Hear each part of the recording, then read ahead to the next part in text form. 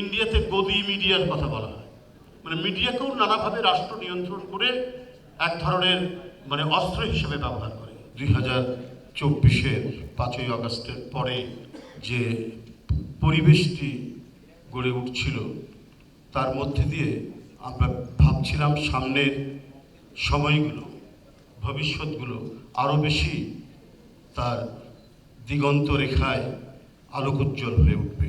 কিন্তু এখনও সমস্ত সম্ভাবনাগুলো মরে যায়নি, কিন্তু তার মধ্যেও আমরা কিছু কিছু বিষাক্ত কালো মেঘের আনাগোনা দেখতে পাচ্ছি, যেটা আমাদেরকে আবারও ভাবিয়ে তুলছে। পিছনের কথা বলার অবকাশ নেই, আমরা এক ভয়ঙ্কর দুর্বিষহ সময় আমাদের পার করতে হয়েছে।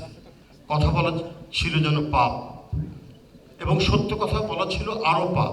যিনি সত্য কথা বলেছেন সেটা যদি ক্ষমতাসীন গোষ্ঠীর স্বার্থের বিরুদ্ধে যায় তার কোনো নিস্তার নেই।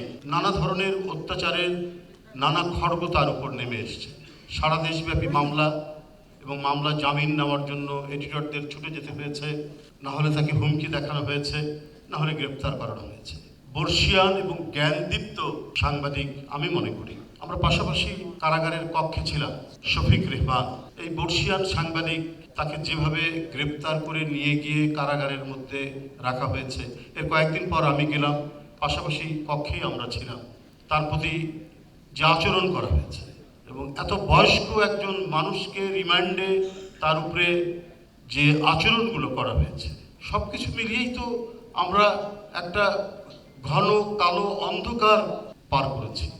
কিন্তু এই যন্ত্রণা, এই নিপীড়ন, এই আতঙ্ক, এই বিভীষিকা আমরা সবাই যারা অল্প উচ্চারণে কথা বলেছি, যারা বেশি উচ্চারণে বা বেশি জোরালো ভাষায় কথা বলেছে, প্রত্যেকেই কম বেশি আক্রান্ত হয়েছে। সেই আক্রমণের মুখ থেকে আমরা যখন কিছুটা বাঁচার সম্ভাবনা দেখছি, এখনও যে সমস্ত বিষয়গুলি আমাদের সামনে আসছে, এটাও কিন্তু আমাদেরকে ভাবিয়ে তুলছে।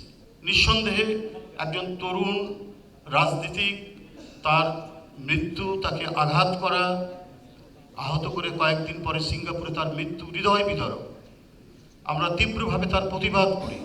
যে কারো তার কথা এবং বক্তব্যের কারণে তাকে জীবন দিতে হবে, এরকম এই পরিবেশের জন্য তো এতদিনের এত রক্ত, এত শহীদ, এত যে জীবন চলে গেছে পৃথিবী থেকে, এর জন্য তো হয়নি। তো এটা যেমন আমাদেরকে ব্যথিত করেছে, এবং এর প্রতিক্রিয়ায় আমরা যেটা দেখেছি সেটাও মেনে নেওয়ার মতো নয়। প্রকৃত গণতন্ত্র বা চিরায়ত গণতন্ত্রের আমরা যে বৈশিষ্ট্যগুলো জানি, সেখান থেকেও তারা যেন বিশ্বব্যাপীও এক ধরনের বিচ্যুতি আমরা দেখতে পাই। ইন্ডিয়াতে গদি মিডিয়ার কথা বলা হয়, মিডিয়াকেও নানাভাবে রাষ্ট্র নিয়ন্ত্রণ করে এক ধরনের অস্ত্র হিসেবে ব্যবহার করে। নম চমস্কি তো বলেছেন যে স্বৈরাচারী শাসনে যেমন ডান্ডা, তেমনি কঠোর গণতান্ত্রিক সমাজে মিডিয়াও এক ধরনের ভূমিকা পালন করে, যেটা প্রকৃত গণতন্ত্রের সাথে যায় না। কিন্তু এই বাংলাদেশে এত লড়াই হয়েছে, আমি যদি 52 থেকেই ধরি, সবগুলোই তো হচ্ছে অধিকারের প্রশ্ন, অর্থাৎ যেটার মূল বিষয়টি হচ্ছে গণতন্ত্র। গণতন্ত্র না থাকলেই তো অধিকারহীন, অধিকার হারা হতে হয়। তো এই যে অধিকার হারা হতে হয়, সেটারই চূড়ান্ত পরিণতি আমরা দেখেছি এই সমস্ত অধিকারের আন্দোলনের সোপান বেয়ে আমরা 71, তারপরে 90 পার হতে হতে আমরা 5ই আগস্ট পেলাম। এরপরে কেন কথা বলার স্বাধীনতার উপর, মত প্রকাশের স্বাধীনতার উপর এই ধরনের আক্রমণ হবে? আমি ডেইলি স্টারের বিশিষ্ট সম্পাদক মাহফুজ আলম ভাইয়ের একটা লেখার মধ্যে পড়েছিলাম, ইদি আমিনের একটা উদ্ধৃতি উনি দিয়েছিলেন। যে ইদি আমিন কি সাংবাদিক প্রশ্ন করেছে যে আপনি মত প্রকাশের স্বাধীনতায় বিশ্বাস করেন? তো বলছে হ্যাঁ আমি বিশ্বাস করি, কিন্তু তার মত প্রকাশের স্বাধীনতার পর কি পরিস্থিতি হবে সেটা আমি বলতে পারি না। তো এখন পরিস্থিতি তো অনেকটা ওই রকমই বিষয়ের দিকে এগোচ্ছে বা গড়িয়ে যাচ্ছে। এখান থেকে আমাদেরকে ফিরে আসতে হবে।